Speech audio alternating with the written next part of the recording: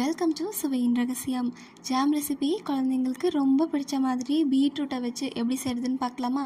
இதுக்கு நான் 1/2 கிலோ அளவுக்கு பீட்ரூட் எடுத்திருக்கேன்.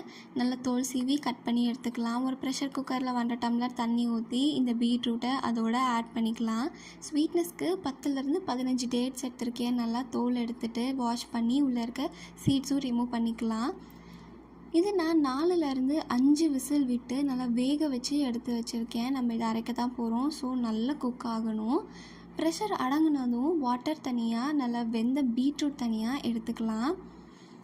இந்த வாட்டர் ரொம்ப முக்கியம். இதை வச்சு தான் நம்ம பாகு செய்ய போகிறோம். இதுக்கு நான் 200 கிராம் அளவுக்கு வெல்லம் எடுத்திருக்கேன்.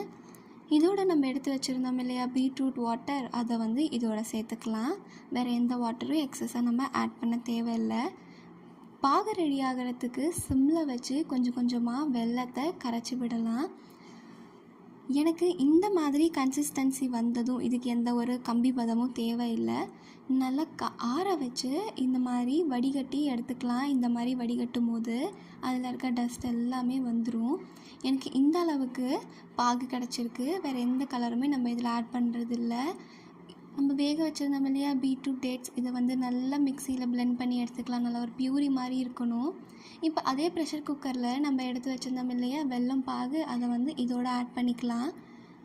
அரைச்சி வச்சுருக்க பீட்ரூட் பேஸ்ட்டையும் நம்ம இதோட ஆட் பண்ணிக்கலாம். சிம்மில் வச்சு ஆட் பண்ணிக்கோங்க. நல்லா எல்லாத்தையுமே போட்டு ஒன்ஸ் நல்லா கலந்ததுக்கப்புறம் நல்லா சிம்மில் ஒரு 10 நிமிஷம் நல்லா கலந்து கொடுங்க. பீட்ரூட்டோட பச்சை வாசனை எல்லாமே போயிடும். இந்த மாதிரி கலந்ததும் இது நல்லா கொதிக்க ஆரம்பித்ததும் மேலெல்லாம் படும். ஸோ நம்ம லிட் க்ளோஸ் பண்ணி ஒரு 5 மினிட்ஸ் நல்லா கலந்து விட்டு எடுத்துக்கலாம். ஃபைனல் ஸ்டேஜாக நான் இதில் 1 ஸ்பூன் அளவுக்கு நெய் சேர்த்துருக்கேன் ஒரு ஃப்ளேவருக்காக.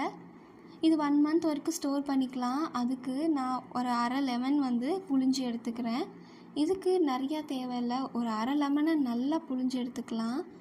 ஃபியூ ட்ராப்ஸ் இருந்தாலே போதும்.